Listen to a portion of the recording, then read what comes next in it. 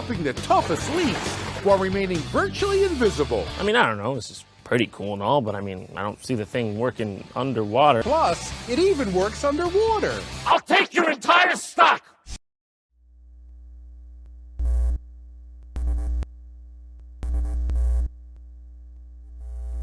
Nerd. What is going on, guys? This is Nick from Nerd Culture, back at it again with another video. I was going to do a Titans review, but I haven't really had the time. I apologize for that. I will get to that, especially when the full season comes out, because my favorite character is Red Hood in every medium, and I'm kind of upset with myself. I haven't watched it yet. I really need to get it. I've just been super busy, but we're going to talk about another hobby of mine, another favorite pastime. Today, I am incredibly excited only because I saw something that could change the DC landscape forever. Of course, I'm talking about Super Pets. Let's get it going. Kevin Hart is the future of DC. We don't need anything else. This is gonna be the best movie of all time. Oscars galore. This will win it all. No, but in all seriousness, I'm talking about the Injustice movie. That's right, we're getting an actual movie. Trailers dropped. Now, a week ago, I don't remember exactly when, there was a trailer that dropped out. I don't want to say bare bones, but it showed the necessities. It showed the Joker doing what happened at the beginning, blah, blah, blah, etc., but it almost felt held back. And the problem I had was it was rated R. And in this trailer, it's not showing me why it's rated R. Then we got a Red Band trailer yesterday. And it, oh my God.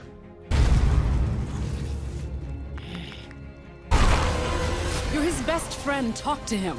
But what I loved about this trailer, it showed the darker side of Superman. We're getting the version of Superman in these games that show him desperate, brutal, dictatorship type of Superman, and it's showing the comics. If you didn't know, there's a comic strip that came, not a comic strip, a comic series that came from these games, and it covered the prequel almost. It showed the build up to the game, and a lot of stuff happened. A lot of characters got hurt.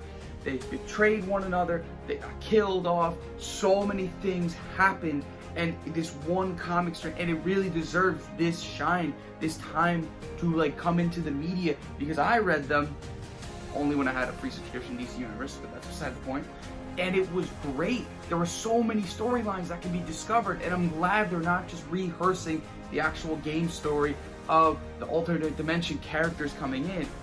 The reason I say that is because the game is technically a movie in itself. NetherRealm Studios treats their games like movies, where you watch an extended cutscene, you go into a fight. You watch another extended cutscene of why you have to beat this guy up to get to the next thing, then you go to a cutscene. You have a small bickering to waste time or to make sure a character gets his 4 fights, cutscene. It's a lot of cutscenes already where I'm already feel like I'm watching a movie. So to them to cover the comic strip is a lot better for me. I feel like I'm getting a different experience. I'm enjoying more facets of this world. I'm enjoying the build up to why Batman got so desperate to bring other dimensional beings from other universes, multiverses, to his own realm. He got so desperate to change Clark, to change the world that he's now living in, where the Justice League turned into a death squad. Now, the trailer looks and feels like the Mortal Kombat movies. If you don't know, there's 2 already. There's Scorpion's Revenge and Battle of the Realms. It looks like that's the type of style they're going with the gore, or even just the action type and the style, the animation style of it.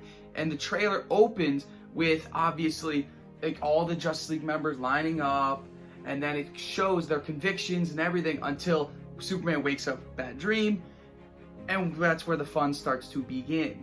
From there, we cut to the infamous scene of the game where Superman performs open heart surgery on the Joker. I mean, all prayers up. I hope he's okay, man. I mean, you really gotta get that stuff checked out. And from there, we're shown other quick snippets and scenes from comics. Some obviously noticeable, some maybe just throwaways. But one of them was the underground prison. This happened in the comics where he put a bunch of criminals, Superman, in an underwater prison. And then from there, we go to Arkham Asylum, which has one of the other infamous scenes. I can't spoil it because it's a big turning point. It's a big turning point for Batman, why he's now against Superman to the full extent, and other things happen in this scene. It's a pivotal scene. And from there, we go to these other places. We also get Green Arrow and Fortress of Solitude.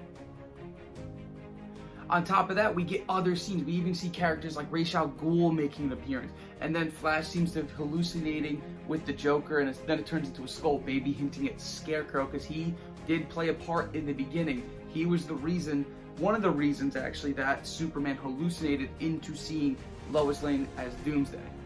Unless it was just like, she forgot to like maybe blemish up or something. I mean, big difference, Clark. But this movie is already showing it's going to be bloody, it's going to be gory, and I love it because this game had violent moments that kind of held it back because they wanted to reach broader audiences. I don't blame them. It's technically still a superhero movie. PG-13 movies sell to wider audiences. So rated T games sell to wider audiences. Mortal Kombat's M, they have a select group. Yes, you get the kids who will have their mothers buy it, but there's still that spectacle, that little like hesitance.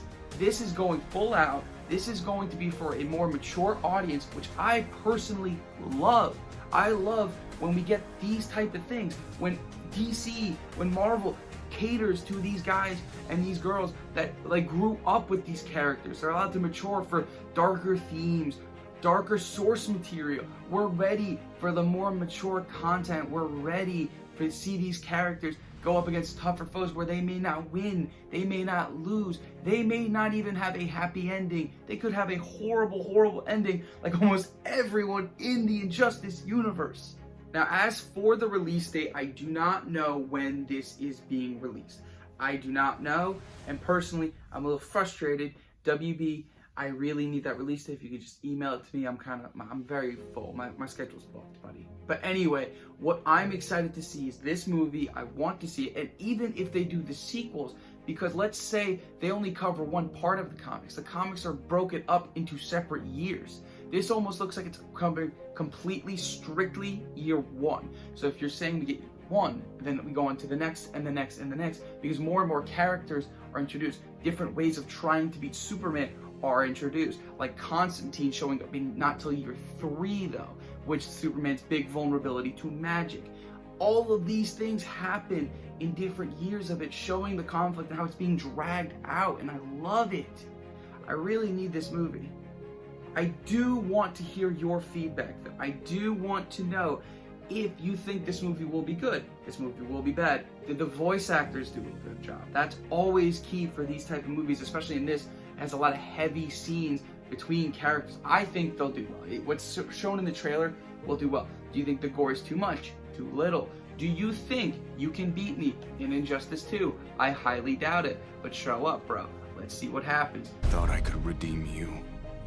I was wrong. Do you think this will tie into Injustice 3 trying to sell it? Maybe getting revealed at DC Fandom. We don't know.